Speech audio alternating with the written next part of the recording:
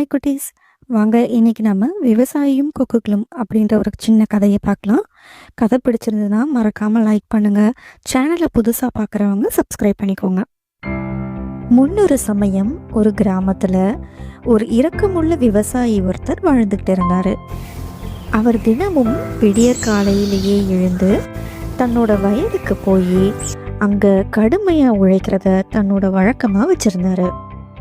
விவசாயியோட வயலுக்கு பக்கத்திலேயே ஒரு சின்ன குளம் இருந்தது. அங்க நிறைய பறவைகளும் வாழ்ந்துட்டு இருந்தது. ஒரு நாள் விவசாயி தன்னோட நிலத்துல விதைகளை விதைக்க தொடங்கினாரு.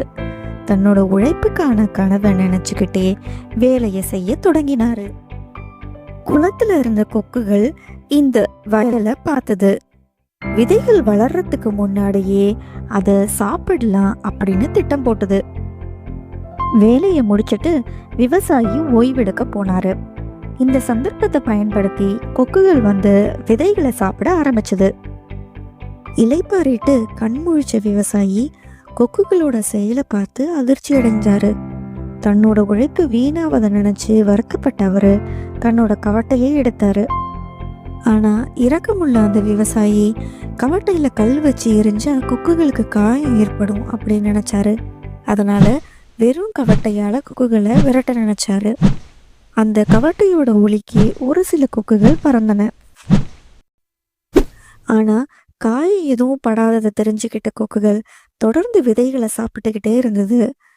பொறுமையை இழந்த விவசாயி கவட்டையில கல்லை வச்சு ஒரு கொக்கு மேலே எரிஞ்சாரு. காயப்பட்ட அந்த கொக்கு கீழே விழவே இதை பார்த்து மற்ற கொக்குகள் எதுவும் அங்க வரவே இல்லை. அப்போதான் கொக்குகள் ஒரு உண்மையை உணர்ந்துச்சு. இரக்கம் எல்லாம் ஒரு அளவுக்கு தான், கடமைக்கு முன்னாடி இரக்கம்லாம் செல்லாது அப்படிங்கிறத. குழந்தைகளே, இந்த கதையிலிருந்து நம்ம தெரிஞ்சுக்கிற பாடம் என்ன? சில சமயம் நம்ம கடமையை நிறைவேற்றும் போது இரக்கம் வந்து நம்மளை தடுக்கலாம். ஆனால் நம்ம கடமைக்கு தான் முக்கியத்துவம் தரணும். Thanks for watching. Please like, share and subscribe.